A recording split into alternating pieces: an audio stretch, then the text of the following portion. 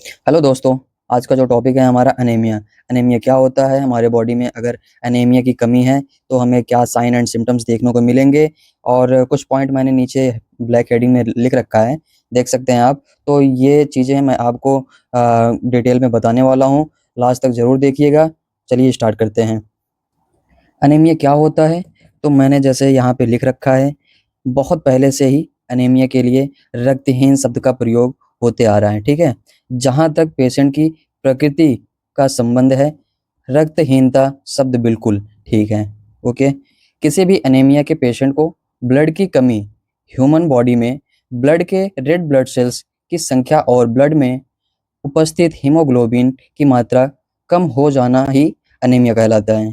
Okay. तो ये दो तरीके के होते हैं। पहला हमारा है आयरन डिफिशियंसी अनीमिया, दूसरा हमारा है पर्नीशियस अनीमिया। ओके, पहला ये हो गया, अब दूसरा ये हो गया।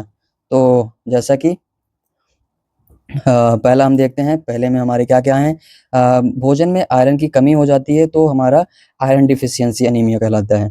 दूसरा, लेडीज़ के जल्दी जल्दी डिलीवरी होती है तो उनमें हमारे ब्लड लॉस होते हैं, तो फिर बॉडी में अनीमिया की कमी होती है। तीसरा हमारा है लेडीज़ में मेंस्ट्रुअल साइकिल जो होती है, अधिक ब्लड लॉस हो जाना है, तो इस केस में भी अनीमिया का लक्षण देखने को मिलता है। जेंट्स में जैसे पाइल्स वगैरह होता है तो उसमें हो जाता है, और जैसे कि जेंट्स में हुकवर्म के कारण होता है। तो दूसरा हमारा है जो पर्नीशियस एनीमिया, कहने का मतलब ये कि यह 40 से 60 वर्ष की एज वाले लोगों में यह अधिक पाया जाता है। लेडीज़ में इसकी कंप्लेन ज़्यादा देखने को मिलती है। तो हम अगर बात करते हैं साइन एंड सिम्टम्स के बारे में, नेल ड्राई हो जाता है, पेशेंट की स्किन ड्राई और येलोइश दिखने लगती है। इसमें हार्ट रेट बढ़ जाता है, वीकनेस आपको फील होगी, टाइपेनिया, और उसके बाद सॉरी टाइकेनिया, पेशेंट के हाथ पैर शून्य पड़ जाते हैं, इसमें नौजिया होती है। ओके।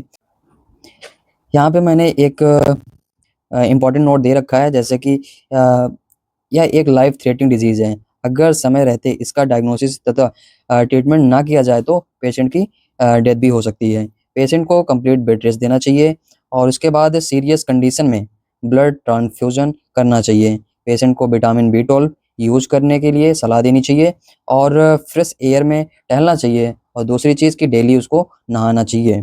पेशेंट की भूख को बढ़ाने का प्रयास करना चाहिए। Thank you so much.